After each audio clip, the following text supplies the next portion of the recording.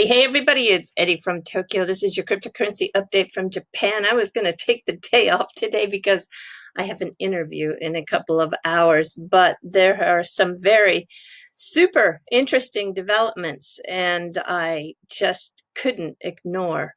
The first one is coming out of Japan, and it's Bitflyer. They are an exchange here, and they're running 3 TV commercials starting today.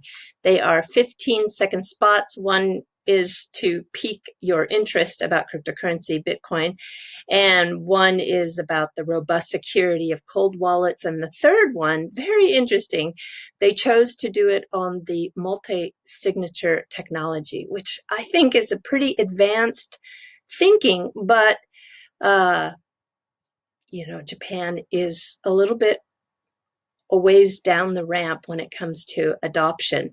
So check it out here. You won't believe it either. Just in 24 hours, this has had 69,000 views. Pretty amazing. Okay, so let me move myself. Where should I put myself? I'll put myself, okay, I'll come back down after I start it. So here's the one commercial that piques your interest. I think I actually have this up at the right volume. Let's check.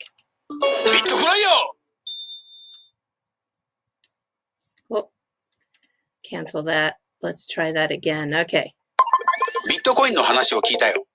今やお店でもエスプレッソが買えたり。はあ、車も財布なしでお買い物。ありだね。ビットフライヤー。So, do you want to hear about Bitcoin? Yeah, you can buy an espresso, or you can even also buy a car with no wallet. They're not talking digital wallet, they're talking Saifu, which is your regular wallet you carry in your pocket or your purse. And yeah, it really is, isn't it? So it's a very quick, short, upbeat, animated information commercial, which I think is just amazing. It's going to be very good for the space.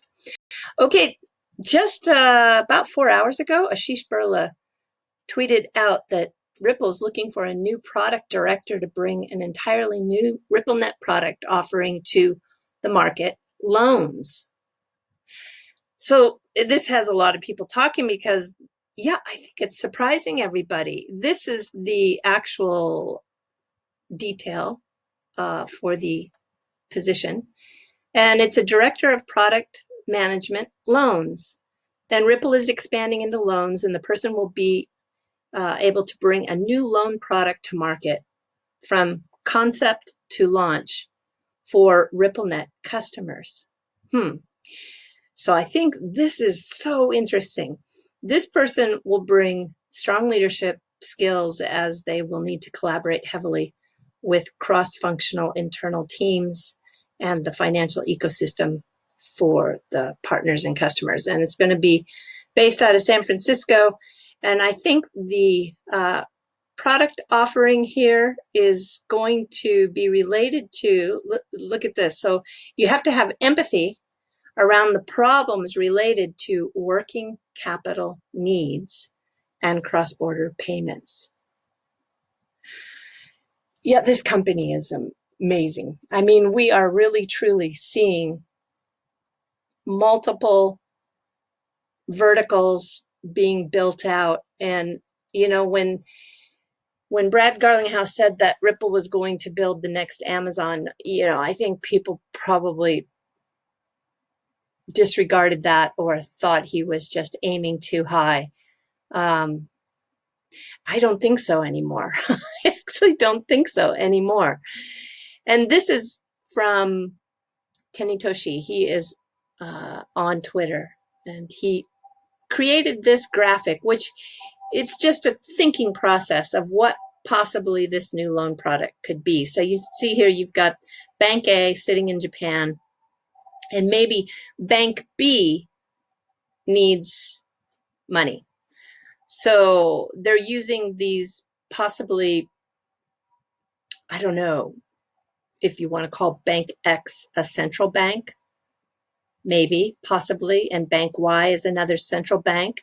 So you've got the central bank sitting in Japan and the central bank sitting in Mexico, and Possibly this goes from the small bank to a central bank, going across, then using the bridge currency XRP to Mexico, and the central bank then distributes that liquidity to the bank B. Possibly. Now, this is just some critical thinking out there by an XRP community member.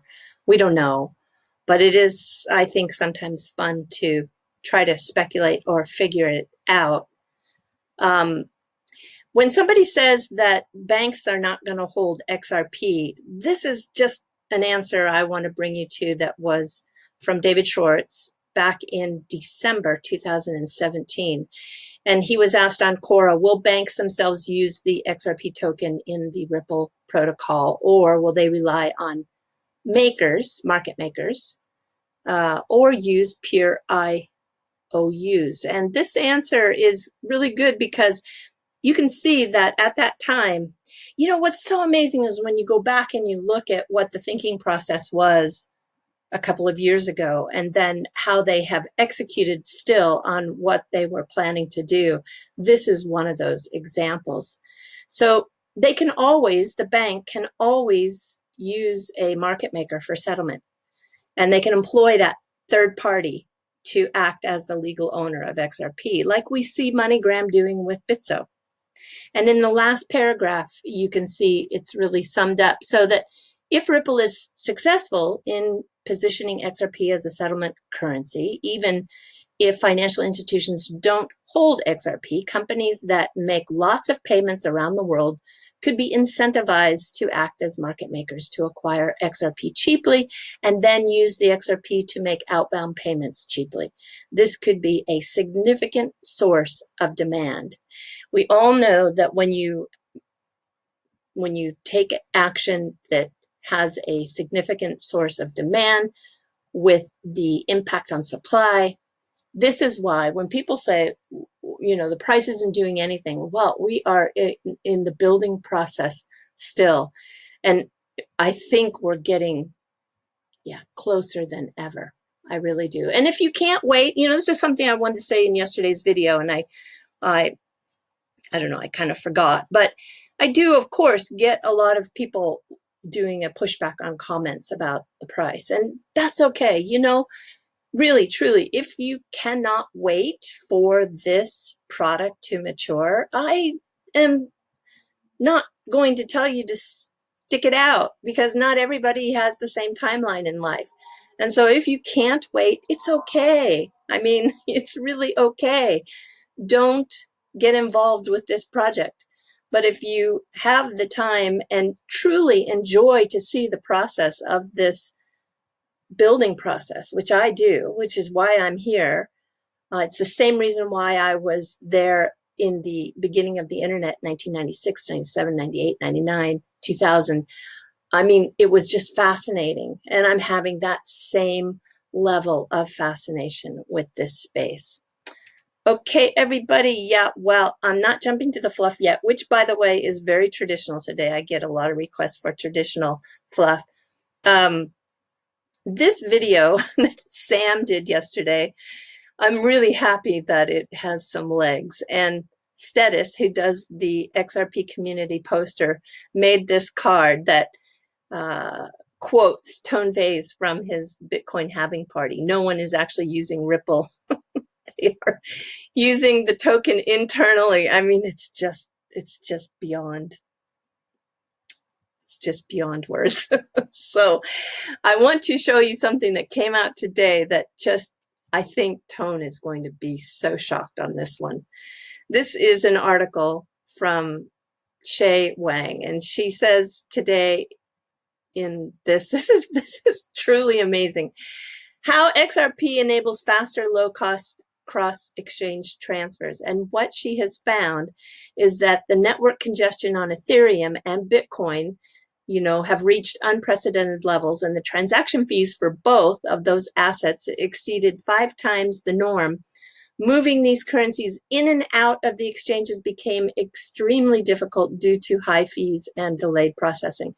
So she says that we have seen evidence that many users, and I'm not surprised. I mean, yeah, okay, I am getting ahead of myself. We've seen evidence that many users, especially Ethereum users, may be shifting to the digital asset XRP for exchange balance transfers. And we're not surprised. XRP was designed with value transfers or value transfer on top of mind. And yeah, I just think, wow, when you see that these market conditions, and that is factual, that they get clogged up, when the exchanges are listing base pairs, especially, this is characteristic that XRP can move through the blockchain and remove some of that bottleneck for market liquidity. So it's not surprising. So this is where my thought process was. I have multiple projects that I hold, and I've been thinking, of course, always on exit strategies for some, because some of them don't have great liquidity. I mean, it's pretty good, but it's not great. And I always thought, yeah, it makes total sense when you have an exchange that is really strong in XRP pairs, just to convert it into XRP and then exit out when you're in XRP, and it happens fast and it happens easy. And so this doesn't surprise me. And she's backed up all of her examples here. She uses one from March 12th, where Ethereum transaction fees rose over 400%. That same day, XRP cross-exchange transactions rose 226%. So I'm going to put this in the, XRP is cheap to move despite market conditions. So I'm going to put this in the description below for the link if you want to read it in full. It's great. Thanks, Shay. I think it was just amazing timing. Yeah, you got me out of my takeoff a day mode, and this is one of the reasons I decided to do a quick video today. All right, we are really jumping to the fluff, and yes, it is traditional. No, it's not going back to toast art, which I talked about yesterday, because this art by Sasaki-san, she's a 27-year-old artist, is just absolutely amazing. This is the one she uploaded about 2 hours ago. But I will tell you, there was one piece of toast art that she had that I didn't share with you yesterday, because I thought, oh, nobody's going to know what this is. It's just, no one will have any clue. And then I thought today, you know what? This is the kind of traditional craft and culture story that I think everyone would be interested in. So this was a piece of toast, and you have to say to yourself, oh yeah, it's kind of pretty. What is it? Well, it is kintsugi. And kintsugi means kin, golden. Sugi is like a joinery. Or sometimes it's called kintsukuroi, and that means the golden repair. It's a Japanese art of repairing broken pottery or ceramic. And here you can see a really beautiful example of how this teacup shattered into many pieces, and it has been mended in the ways where it cracked with real gold. And this art form is done with gold or silver or sometimes platinum. What is really interesting is the philosophy behind this art form. Here's another one with a organic shape. This is another teacup that with the gold, it's just like, wow impression. I think it's stunning. It's beyond beautiful. So the philosophy is that this is embracing imperfection, and it comes from a way of shifting your mind to actually see the beauty of a flaw. So flaws in this kind of philosophy of wabi-sabi is the imperfection shouldn't be hidden, discarded, or disguised. And I think if you don't know about this, I think it could be fun to learn about. I'm going to show you one more example. And this is a larger bowl that has also been mended and repaired. And I think it's more beautiful than than when it was in its original state. So you can see that this craft has been in this country for thousands of years, hundreds of years, possibly a little over 1,000 years. And yeah, probably. And the Montai Nai, which is don't waste anything, is very strong in the Japanese culture. And so even if you have something that breaks, you don't want to just toss it out. You want to save it. And so I think this came from that Montai Nai philosophy originally, to be thrifty or frugal in a positive way that creates an extended, beautiful product when you do make that decision to do repair. So anyway, it's deep, and I'm going to put the word in the description. So if you want to do your own research and maybe even learn how to do the craft, there's a lot of people here who do this craft, and traditionally it was a craft for men, but now women are starting to do the craft in Japan as well. All right, everybody. Yeah, do take care. I am going to get ready for my interview, and yeah, it was kind of fun just to do this video for you real quick today. All right, sayonara for now. Bye-bye.